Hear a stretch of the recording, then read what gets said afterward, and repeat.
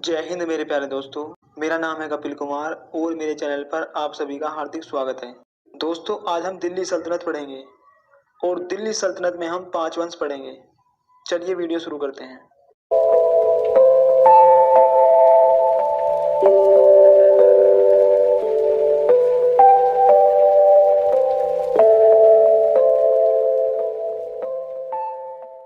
Number 1, गुलाम वंश, जिसकी स्थापना कुतुबुद्दीन ऐबक ने की थी।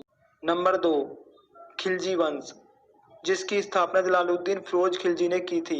नंबर 3, तुगलक वंश, जिसकी स्थापना गयासुद्दीन तुगलक ने की थी। नंबर 4, सैयद वंश, जिसकी स्थापना खिज़र खान ने की थी। नंबर 5, लोदी वंश, जिसकी स्थापना बहलोल लोदी ने की थी। दोस्तों, सबसे पहले हम गुलाम वंश पढ़ेंगे। गुलाम वंश 1206 ईस्वी से लेकर 1290 ईस्वी तक चला था।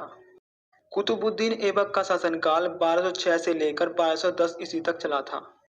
दोस्तों, कुतुबुद्दीन ऐबक ने अपनी राजधानी लाहौर को बनाया था, जो कि वर्तमान में पाकिस्तान में स्थित है।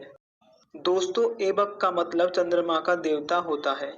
दोस्तों, कुतुबुद्दीन ऐबक जनता को जरूरत पड़ने पर लाखों का दान दिया करता था, इसलिए जनता ने ऐबक को लाख बख्श की उपाधि दी थी। दोस्तों, ऐबक ने सीपा सलार की उपाधि भी धारण की थी। दोस्तों, ऐबक एकमात्र ऐसा राजा था जो कि कभी राजगद्दी पर नहीं बैठा था। दोस्तों, ऐबक का गुलाम और दामाद इल्तुतमिश था।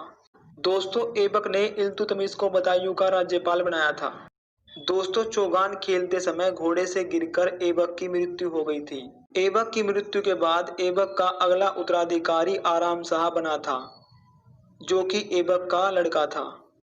दोस्तों, जैसे ही इल्तुतमिश ने ऐबक की मृत्यु के बारे में सुना, तभी लाहौर पर अधिकार करने के वास्ते इल्तुतमिश अपनी सेना लेकर बदायूं से लाहौर की तरफ बढ़ा।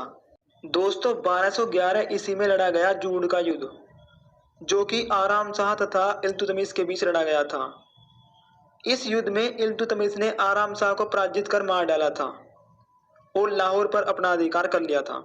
दोस्तों, इल्तुतमिश का शासनकाल 1211 ईस्वी से लेकर 1236 ईस्वी तक चला था। दोस्तों, इल्तुतमिश ने अपनी राजधानी लाहौर से हटाकर दिल्ली को बनाया। दोस्तों, इल्तुतमिश को ही दिल्ली सल्तनत का वास्तविक संस्थापक माना जाता है। दोस्तों, इल्तुतमिश को सुल्तान की उपाधि बगदाद के खलीफा से मिली थी।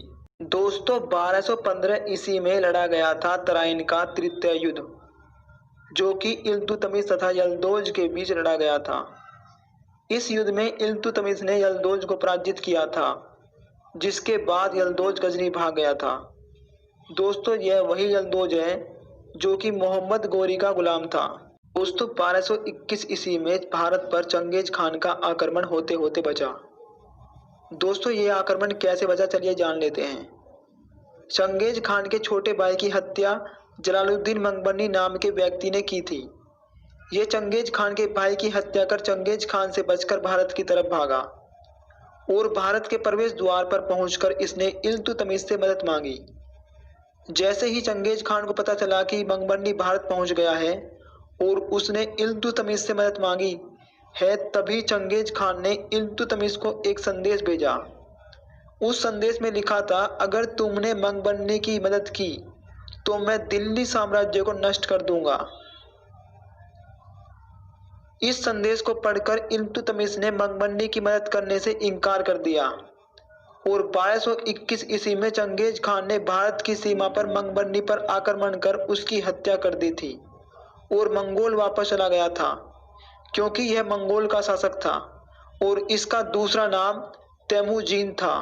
दोस्तों, इल्तुतमिश ने ही दिल्ली सल्तनत में चांदी एवं तांबे के सिक्के चलवाए थे। चांदी के सिक्के को टका कहा जाता था, जो कि आज बांग्लादेश की मुद्रा है, और तांबे के सिक्के को जीतल कहा जाता था। अगर आपसे एग्जाम में पूछे कि दिल्ली सल्तनत की मुख्य मुद्रा क्या थी, तो आप टका और जीतल ही बताएंगे। या तो ये दोनों ऑप्शन में होगी या इनमें से कोई एक होगी। दोस्तों, इल्तुतमिश ने ही तुर्कन ए चहलगानी यानी दल चालीसा की शुरुआत की थी। दोस्तों, दल चालीसा में इल्तुतमिश ने अपने 1000 गुलामों में से 40 गुलाम भर्ती किए थे, जो कि आगे चलकर दिल्ली सल्तनत के लिए शराब साबित हुए थे। दोस्तों, दिल्ली सल्तनत में हड़पी हुई जमीन या प्रांत को इक्ता कहा जाता था। प्रांत अधिकारी को इक्तेदार कहा जाता था और जो कर या टैक्स प्रांत निवासी को देना पड़ता था उसे इक्तेदारी कहा जाता था। दोस्तों, कुतुब मीनार को 1229 ईस्वी में इल्तुतमिश ने ही पूरा करवाया था। दोस्तों, इल्तुतमिश के 4 पुत्र और 1 पुत्री थी और पुत्री का नाम था रजिया सुल्तान। एक बार इल्तुतमिश अपने चारों पुत्रों तथा पुत्री के साथ कालिंजर अभियान पर गया था। इस अभियान में इसके चारों पुत्र विफल साबित हुए थे। इस अभियान को पूरा करने में इल्तुतमिश की मदद इसकी पुत्री रजिया सुल्तान ने की थी। इसी बात से प्रसन्न होकर इल्तुतमिश ने रजिया सुल्तान को अपना अगला उत्तराधिकारी घोषित किया और उसने कहा, मेरे मरने के बाद दिल्ली सल्तनत के सिंहासन पर रजिया सुल्तान बैठेगी। 1236 ईस्वी में इल्तुतमिश की दिल्ली में मृत्यु हो गई थी। इल्तुतमिश का मकबरा दिल्ली के कुतुब मीनार परिसर में है, जो कि इल्तुतमिश द्वारा ही बनाया गया था। दोस्तों, अगर ये वीडियो आपको अच्छी लगी हो तो लाइक, कमेंट, शेयर और सब्सक्राइब जरूर करें। जय हिंद, जय भारत।